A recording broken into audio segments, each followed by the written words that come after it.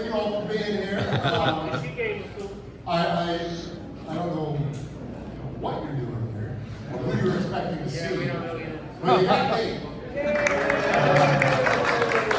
Actually, this is really cool. I think probably one of the real highlights of the weekend. And I'm not going to waste any time boring you with my thoughts. I'd rather get these guys up here and let's hear from them because they're anxious to talk. So, if you would please, you know the Rangers made some huge moves this offseason, addressing the one thing that I think was plainly obvious to everybody that needed addressing this year, and that was this team needed to pitch more effective, pitch better. So what do? Well, you look for guys who can maybe fit in your team, or, as most young managers do, right? Or you just go out and say, well, who are the top, I don't know, three free agents available?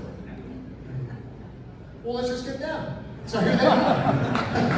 Let's welcome up to the stage Eovaldi, deGrom, and Heaney. Yeah!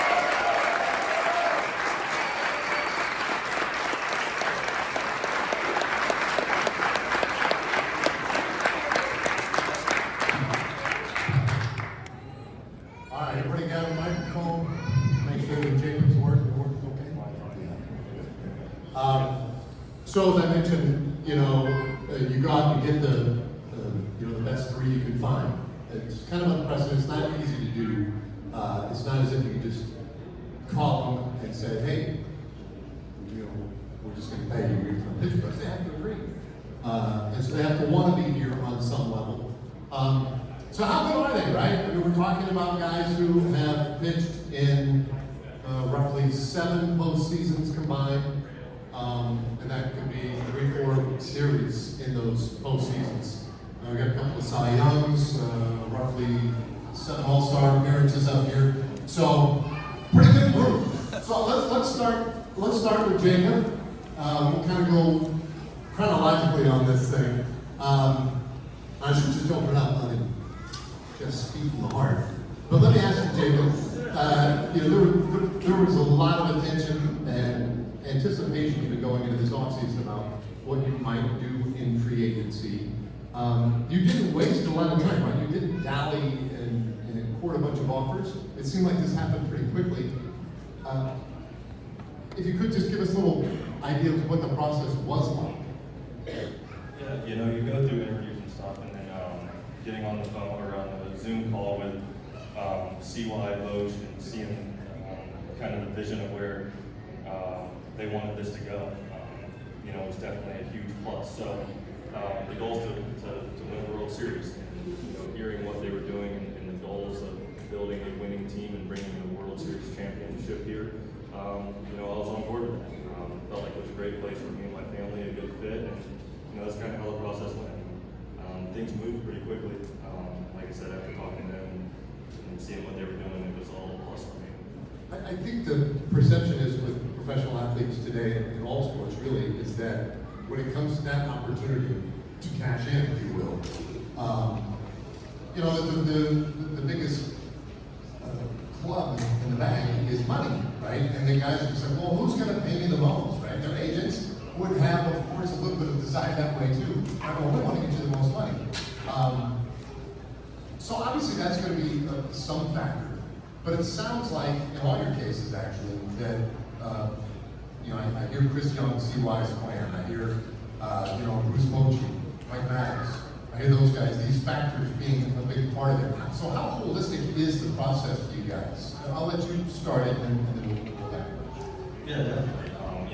Boach has won how many? 3.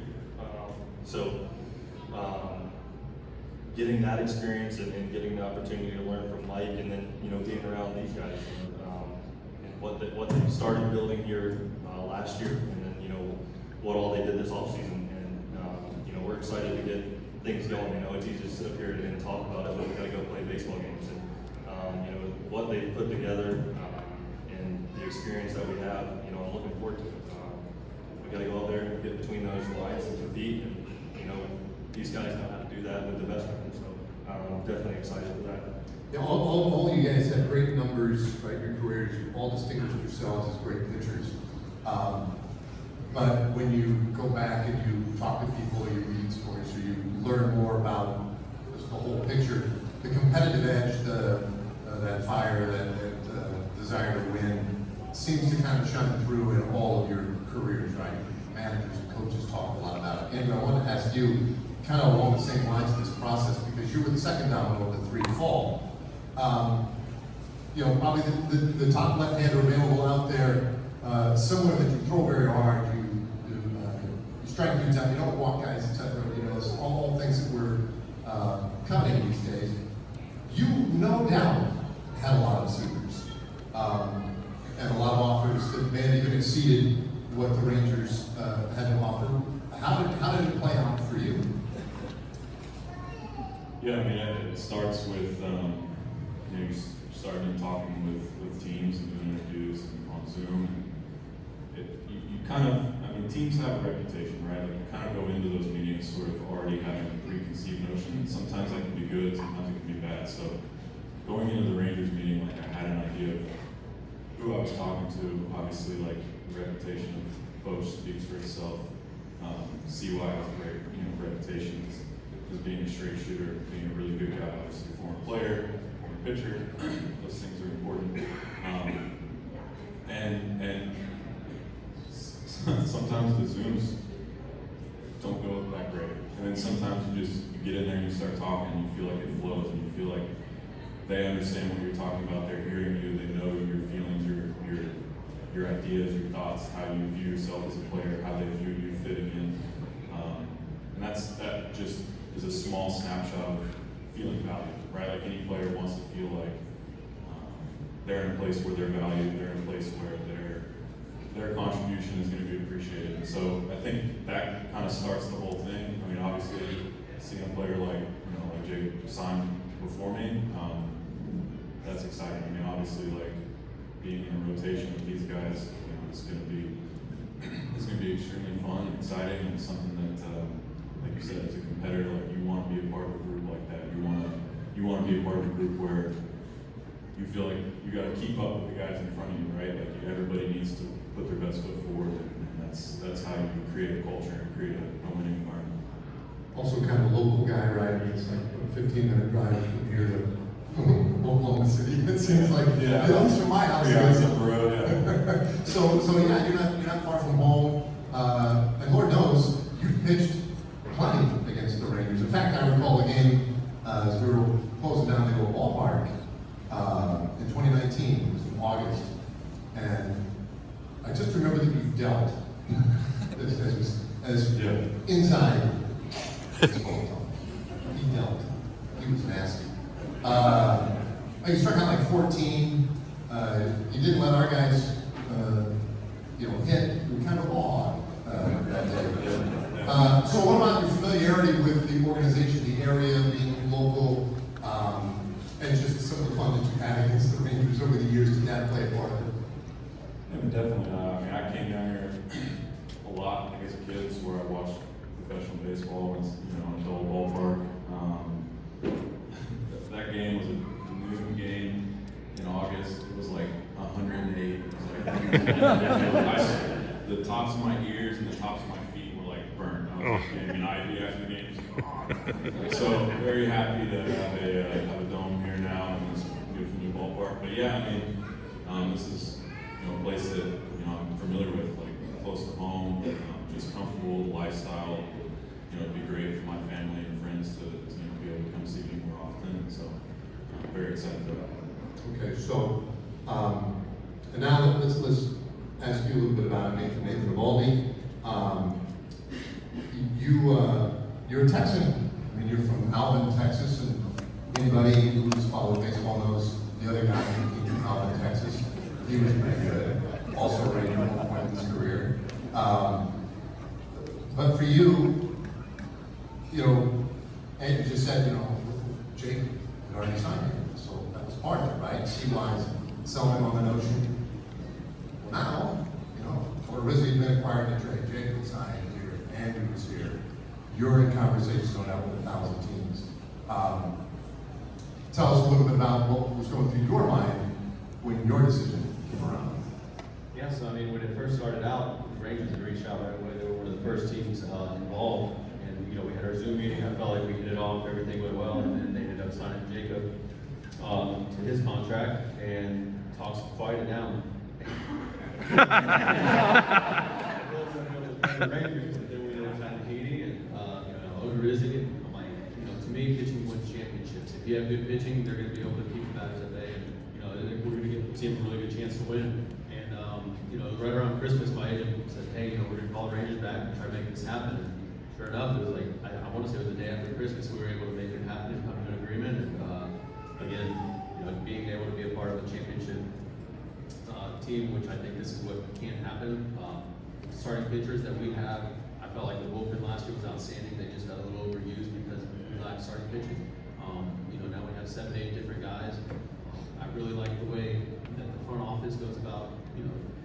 Rangers have never won a World Series, and they have that determination to do so. In the next few years, adding Corey and Marcus, you got Daniel in the lineup. You got Garcia. We got a lot of guys that have the power. We got the speed up and down the lineup as well. And I think it's just going to play, especially with the ballpark that we have. And again, we talked about having Boji part of the managing the team and the success he's had. And again, CY in the front office. You got a mixture of players in the front office, and then you got the guys in the analytics. And I think that combination goes a long way. And they're going to be able to relay the message to us, and we're going to be able to relay the message back to them and feel comfortable with it. So, I'm happy with the way everything played out for sure. Is home for you down near Alvin? Yes, I'm in the Friendswood area. We're 20 minutes away from Alvin. My wife and I went to high school together. We dated all the way throughout high school. We've been together since then. All of our families right there. So again, this is home for us. And like he said, it makes it a lot easier for the family for them to make a 3 to 4 hour drive up here as opposed to a 4 hour flight up to Boston. And for them to be able to come out and experience it. And the same when we go to Houston to play the Astros, we'll have a lot of support there as well. So that obviously played a big factor there as well.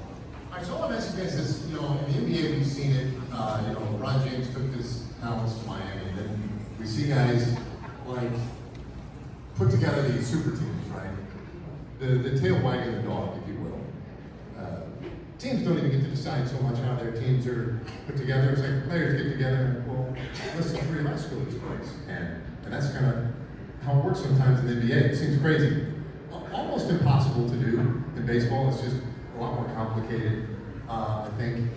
But it's almost as if that kind of happened here, right? It's a little absurd. Like you said, once they make these moves, you're thinking like, well, these conversations are quieting down. It's going to be a little hard to pull off. Getting all 3 of us at the same place. And yet it kind of happened. The influence that each one of you had on the idea of you ending up here, is there anything to that? Like, in other words, it's more attractive to you that they had already signed you. Yeah, it's definitely more attractive knowing that they're backing up what they said they wanted to do. In our first Zoom meeting, they said that they were going to be willing to go out there and spend money and add certain guys to the mix. We both have to be honest on those Zoom calls about how we see the team and the areas that they were lacking. And CY brought up to my attention that the offense, they were 30 runs behind the Astros last year. The Astros won the World Series. So that goes to show that it's not the offense that's the issue, it's the pitching. And we all work together as a team. And again, like I said earlier, I think pitching wins championships. You saw the way the Astros were able to pitch during the World Series in the postseason and talk about their bullpen. The starters were able to go out there and do our job and go 7, 8 innings. It makes it a lot easier on the bullpen to go out there and do their work every night for us. So again, with having 7 to 8 starters in the rotation, obviously we're not all going to be there at once, but for a team to stay healthy the entire season, it's kind of impossible. Everybody's going to go through their injuries, and you just want to keep those as minor as possible so you don't miss very much time. But you have to have the next guy be able to step up in line and be able to help the team out. It starts from the entire organization. Everybody has to be bought in on winning, and I think everybody is here. Okay, well, I appreciate you bringing up the word, because it's not exactly the one thing that everybody wants to focus on, but it is the elephant in the room, right? Is time spent on the mound for anyone, right? We're in an age where it's difficult to keep everybody healthy for a full season. We don't see a 5-man rotation be the only 5 guys who take the ball for a team. That just doesn't, this is not realistic. So in terms of health, because that's the first thing they would say when the exciting news would come out that he's decided, oh man, this is so exciting. We're pumped up. Hope we can stay healthy. So tell us about your, Jacob, you can start since Nathan's been hogging it. But a little bit about, you know, sometimes we don't know how to interpret what health concerns might have people on the injured list for any period of time, right? It might just be a thing that is a thing. And then ultimately, they don't feel like it's going to have any impact long term. You get Tommy John surgery, now you do your time, you're back, and good to go. So where are you guys each in terms of your health? How do you feel about where you are physically going into this year? Yeah, you know, I feel really good. I finished the year strong last year. It kind of had a weird injury. It was random scap, like stress reaction. I think like one or two other people have done that in the history of baseball, so it was very strange to hear that. And like I said, finished the year healthy, felt really good. And this offseason, had a normal offseason of throwing. Already thrown 4 bullpens through one today with Mike. You know, we've gotten to talk to him a little bit about kind of this process and what spring training is going to look like and scheduling all that out. And you know, everything's normal. So the goal is to go out there every 5th day, take the ball 30 plus times, and try to put us in a position to win. You know, you do everything you can to stay on the field, and you know that's the goal. So the goal for me is to go out there every 5th day and compete and try to put us in a position to win. Andrew, how do you feel? I feel good. Really honestly echoing the same thing Jake said. Finished the season strong, healthy. Got my first taste of postseason baseball in my career. You know, something that I hadn't done before. I was excited, you know, to do. Having a great off season right now. Same thing, throwing bullpens, feeling good, and really just kind of ready to get to Arizona and get going. Yeah, I mean, I'm fully healthy, ready to go. Workouts have been great, bullpens have been great. You know, just excited to get down to spring training and, you know, finally be out there on the field and, you know, start building the team. You know, get out there and start winning games. So you know, and the deal is you do whatever you can, of course, to maintain strength, balance, whatever, to stay as healthy as you can, and the fairly standard, you know, shoulder programs, whatever, to stay healthy. But then everybody always ends up, you know, there are other things they may have to do or may try to do. What's the weirdest thing you've ever tried to do to either rehab something, to get yourself healthy? You know, you've got the guys who have blister problems, they use the stands for rodeo ointment on their finger, they use pickle juice, or, you know, random things like that. Anything you guys ever done? Any workout, any mental games, anything like that? I mean, kind of tweaked my neck one time. They put a laser on my head, and like I had to like, I don't know, I felt like I was just following the laser. He said I had to keep following side to side, so I did that. I mean, it worked. I guess it's more of a visual control type deal, where I'm not doing too much with my head movement, but luckily it did take long to recover from that. That's awesome. Acupuncture. I feel like that's a normal. Yeah, That's pretty fun. Yeah, cupping, what did that cup? Yeah. Was there ever anyone that somebody, like the laser thing is fantastic, right? You know, somebody asked you, whether a trainer or maybe somebody outside was like, you know, why don't you just balance an egg on your forehead? So when I was with the Red Sox, our massage therapist, he was the absolute best, but he would like palpate your mouth, so it's like, get a glove and just like put that glove on. Being a little nervous, but I mean, everybody clenches their jaw. He was like, you know, very spiritual and says that you gotta be able to relax. And he like kind of just pinch your cheek. I'm like, all right. It was different. I love it. I love it, right? I mean, and at least like the first time somebody puts those suction cups on you, might have been weird, right? Unless maybe you had a lot of teammates and stuff you've seen them do it before. But the first time somebody puts you on a chiropractic table and starts popping your back might even be a little weird. Anything ever? Yeah, there's this one time we got a live chicken in the middle of the clubhouse. Joe Boo. Just kidding. You have our attention because we all know anything's possible. All right, then forget the injury part of it. What about, let me see if I get this right. I think it might have been you, and I want to say after you had Tommy John, right? You go through the process, you come back. When you came back, it was you. You were on the other side of the road. And you did like maybe 10 games. It didn't work out great, and then you came back to the other side of the road, right? You guys are always tinkering. You're learning new pitches, you're suggesting things to one another. It's like golf, right? Well, you're too strong a grip, why don't you weaken your grip? Maybe you want this way, or whatever. So you guys are always messing around. What's the strangest thing you've ever tried to improve your effectiveness as a pitcher? Moving to the other side of the road is this man. Have a good day. Yeah. I don't know. Strange. I coached someone to throw a pitch with my eyes closed one time. I guess maybe that's the strangest thing I've ever done. It's strange. You ever tried to breathe through your eyelids?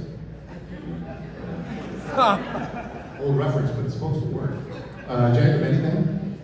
No, I can't think of anything that's really strange. I'll randomly throw bullpens left-handed on the track there, but that was just me goofing around. That wasn't to help me get better. So, You know, speaking of which, there was a video a few years ago, I remember, it was you probably know where I'm going to go with this. I don't. It was the ballpark cam. And you were wrestling somebody on the staff. And it was pretty quick too, right? You demolished him pretty quickly. Do you remember this? I don't recall that. Who was it? I really don't recall. We were in Atlanta. One of the bullpen catchers. We were goofing around and he said something that I didn't like, so we're gonna wrestle. It was like 1 o'clock. I was thinking no cameras were gonna be on. Somebody came sliding in for the count. Yeah, that was not my smartest move. Yeah, did you get told for that? That won't happen again. No, I just got told that that wasn't my smartest move. Not in those exact words. Right. Nathan, what do you got? Other than how it fit in your mouth. Yeah, I mean, I've tried pitching with the eyes closed as well, but that's crazy as it gets. Okay. All right. Meditation, earthing, anything? Anybody got anybody a magician or anything here? No meditation? No mental training? Yeah. Okay, yeah. I don't think that's weird though. No, I don't think that's weird. I'm segueing into something else. Weird. No, it's definitely not weird. Wouldn't be the first time someone's told me. No, I think meditating's legit. So what do you do? Just breathing. Breathing exercises. Focus on the breathing. I don't know. I mean, Yeah, like use an app. Do you ever had like I don't know what they're called, like a guru, whatever, a trainer, like somebody who helped teach you a little bit about it, or do you? Yeah, we did have a guy. We had a breathing guy, and he was from LA, but when I played for the Angels, he came down like once a month, and it was pretty funny. There's some interesting. I guess I could say now that I think about it, that was kind of weird. It's like 10 of us sitting around in a circle doing breathing stuff, and then like you would randomly be like, you'd have to like pant like a dog, kind of, like breathe your chest. And, yeah, okay, that was pretty weird. Now that I think about it, but it's good. Wasn't Wim Hof or somebody like that? Big breathing. Wim Hof's cool though. Yeah, very. You ever read that book? Not much Master of a reader. Not much of a reader. Oh. Did you the audio book? It's a pretty good book. It's pretty interesting. Okay, so no meditation, no any mental training or anything you guys do, visualization exercises, anything like that? I mean, I guess there's times before a start that you picture what you want to do. I mean, it's not like an every time thing, but like, hey, this is what I want this pitch to look like. So I guess you're kind of visualizing that for me, but no strict like, hey, I'm going to do this before the game or anything like that. Yeah. Yeah, I mean, it's just, you visualize success, like Jake said, you visualize that pitch starting in one location and then breaking it down, doing what it's supposed to do. For me, I got cues when I'm pitching, whether it's keeping my front side closed or just stay back. At times when I'm rushing, you got to be able to correct your mechanics out there on your own before my guys come out there and tell you what to do. So, you know, I try to visualize what I'm doing out there and be able to execute it. All right, let's talk about, I gotta make it a little less personal. The pitch clock this year, and the pickoff move business, all that sort of stuff. What are we thinking? Have you already, surely you started, there maybe a little differently if what's that? Oh, so Jen, there's a pitch clock this year. Yeah. I mean, has it been much of a thought or an issue of concern at all for anything? I haven't really talked much about it, but I love it. Yeah. As much as other people don't want to sit around and watch a 4-hour 9-inning game, like we do. You know what I mean? Like I don't want to watch a dude like. Yeah, I agree. I think most of the time, like, I feel like I'm waiting for the batter to get in there anyways. I'm trying to work at a certain pace, and then you got guys come on time, stepping out, like. So we actually looked at it, who it would affect, and there, you know, like, I wasn't one of the guys, I worked pretty quick, so I didn't have to really worry about it. I guess every once in a while, maybe, but, you know, I think it'll be something that, you know, will be a little bit of an adjustment for some people in the spring, but I think it'll be a good thing. Yeah, I agree. I mean, I feel like we all work relatively quick, and, you know, there will be those few times, you know, we're gonna sit all time, get the ball out, but for the most part, I don't think it'll be any issues. I think a lot of the times with the relievers, they throw a pitch, they walk around the back, and not touch the rod, back on, in this flag. Yeah, I should have checked too, because they actually, I know this stat is now tracked, your pace stat. I should have checked to see if any of you were very deliberate. It actually doesn't surprise me that none of you would be that concerned about it, because I always felt like guys who go quickly usually have a little advantage. There's a reason why the good pitchers tend to work quickly. And is that a conscious effort? Is that over your careers? Has that been something that you've thought about or worried about? Like, hey, maybe if I work a little quicker. I don't. You think about it that way, or just? I thought they come out like saying like a batter only has like 7 or 8 seconds to react to, you know, or I think like taking everything that had happened, you know, whether it was a fastball down and away that was called a strike and it was the ball, you know, and now they're upset that the ball was called a strike. Up to the umpire, then by the time they're gotta get back in the box again, you know, we're already ready to throw our pitch, and they haven't had time to think about what's gonna happen next. So I was told that when I was, you know, earlier in my career with the Dodgers, so I've always tried to work quick and get the ball and get back on the mound, just to have that overflow advantage instead of. Yeah. Yeah, I've always, so the one I heard very similar to that is that the brain, it would take a full 14 seconds to process and then remove itself from the previous event. So if you come up and in on me, I'm like, woo! Now, well, my body now, my lizard brain is concerned about danger up here, right? And so it's going to take me a full 14 seconds to fully process, rationalize, and remove that concern. If you come at me, you know, inside that 14-second window, you have me on my heels, at least in that regard.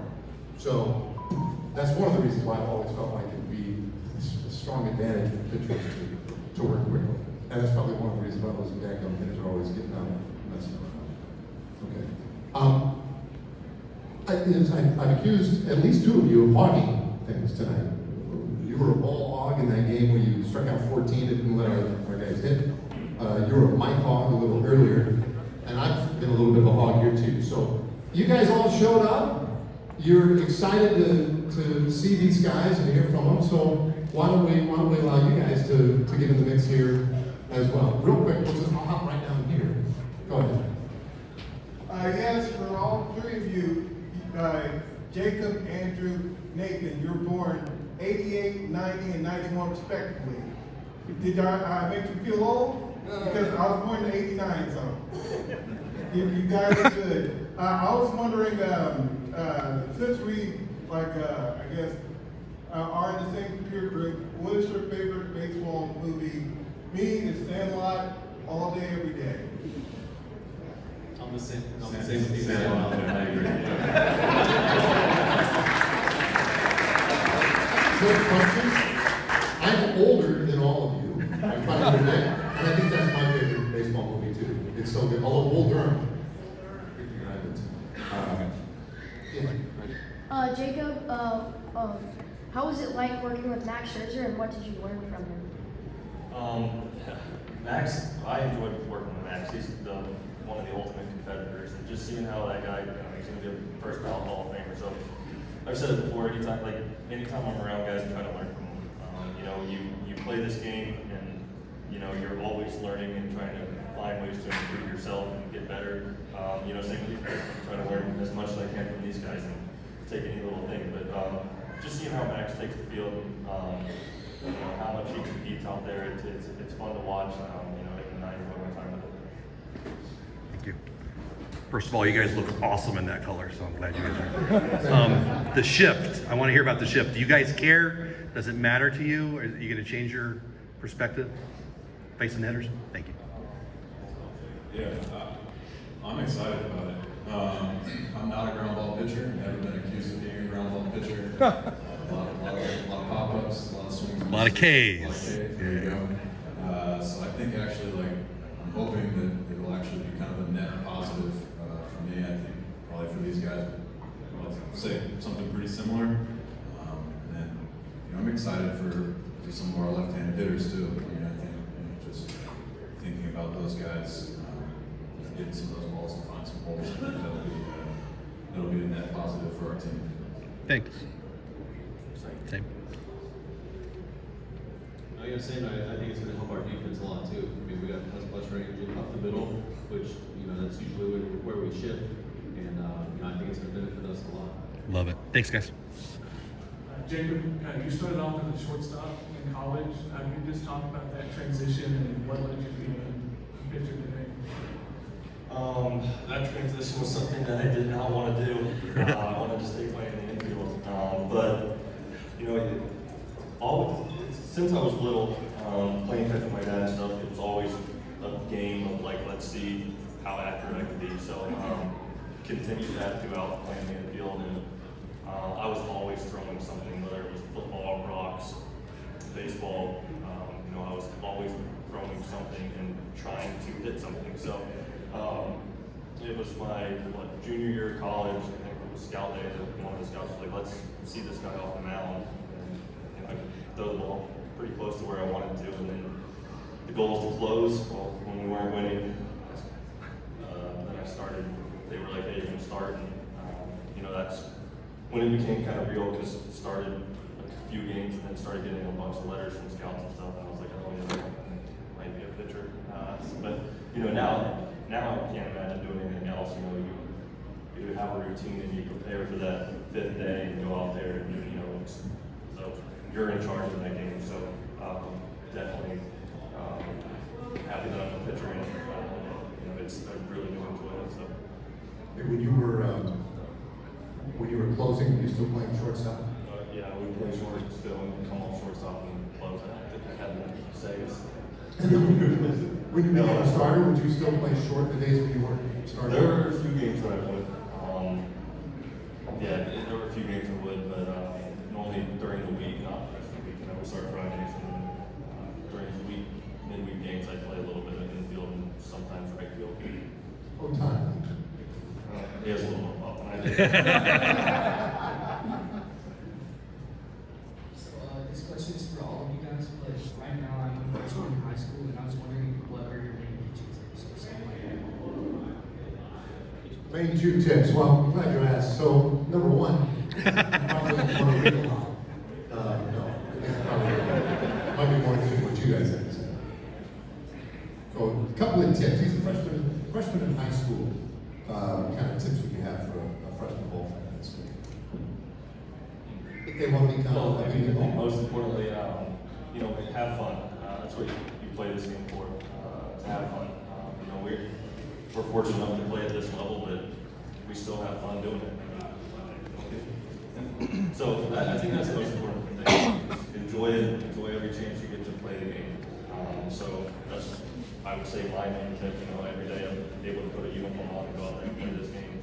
I'm thankful for that day. So if I had to give you my one tip, that would be it.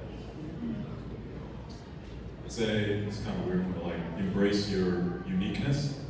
Don't let other people try to kind of put you into a box. Kind of say, oh, this is what everybody does, this is what people that are successful do this in this box. I think like, especially, when you see some of the better pitchers, some of the better players in our league, like I think that what makes them special is their uniqueness, their ability to be genuine to themselves and what got them there, and how they approach going about it. So I think for me, that's been something that I always felt like I wanted to be myself and not allow people to kind of like put me into a box and kind of try and steer me into the most common way of doing things. Yeah, I mean, it's tough to follow that up, but just make sure you're warmed up before you go out there. You know what I mean? Don't just pick the ball and fire it. Make sure Pick up rocks. Yeah, don't fire any rocks or anything like that. Yeah, just pick it up. Make sure you're nice and warm before you get going. All right, but that's a great question too. I just want to follow up on that because, you guys all throw hard, and Nolan Ryan threw very hard, and I started to notice this. The drive-line baseball training, right? These guys, it's overweight and underweight training, right? So you throw heavy balls, you throw really light balls. You're trying to build your strength, you're trying to build your arm speed, and thusly build velocity. And they're not the only ones doing it. There are a million versions of this. I'm an old man, and I got into this in golf 4 years ago or so. Overweight and underweight training in golf. And it changed me immensely because all of a sudden now my body moved faster. It had the ability to do it all the time, but I was training it to go slowly. And so, we're talking about throwing rocks. Is that you, man? You do everything? You do everything when you're a kid, right? Throw rocks, tennis balls, baseballs, footballs. And it strikes me that that's exactly the same thing that now we have professionals in laboratories trying to get us to throw a heavy thing and then throw a light thing. And it's like, well, that's what you did as a kid. It's not surprising to me that you throw fast. Same with Nolan. I asked Nolan a year or two ago about that. So when you were a little kid, what did you say? I do little rocks all the time. And like it's no surprise to me. That's how you build up the arm speed. So I guess my point on that is like people freak out about. I felt like when I was a kid, it was like, boy, don't throw heavy stuff, it might hurt your arm. Don't throw light stuff, for crying out loud, it'll definitely hurt your arm. Just only throw a baseball. And I think that's totally wrong. I think all you guys were multi-sport athletes growing up, whether it be golf, basketball, football, baseball, like play all the games and don't slumber stuff. Just because you're a great athlete and whatnot, you could get injured, doesn't mean you shouldn't throw the bullpen catcher on the outfield grass and penning in less than 5 seconds, even though the cameras are on and that's probably not the smartest thing to do. But you know what I mean? Like, don't be afraid of doing all kinds of different things. It can only help ultimately long term. So, all right, couple more. My question has nothing to do with baseball, but can you describe the transition from the flow to what you're rocking now? Well, I actually need a haircut now. I would say this is long. I try to rock now, but the funny thing about the hair, I started growing it out, and then there was one batter that said that the hair hit the ball. Because my arm's pretty close to my head when I throw, so I was actually scared to cut it, but then I had the best couple of years of my career, so it was just, I just did it. I don't know why I did it, but then I became almost superstitious about it, but yeah, I'll probably never grow it back.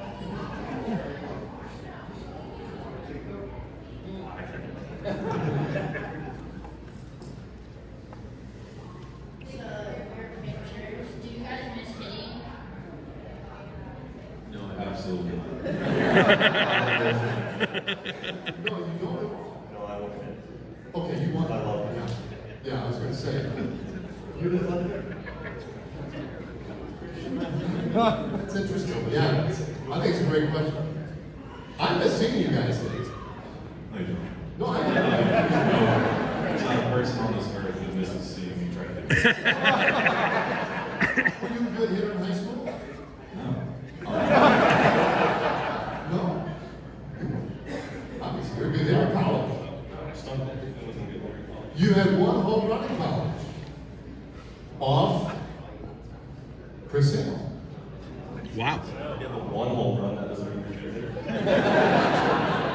Because they were all, no one would pitch to me. Well, that's where the story goes. All right, guys.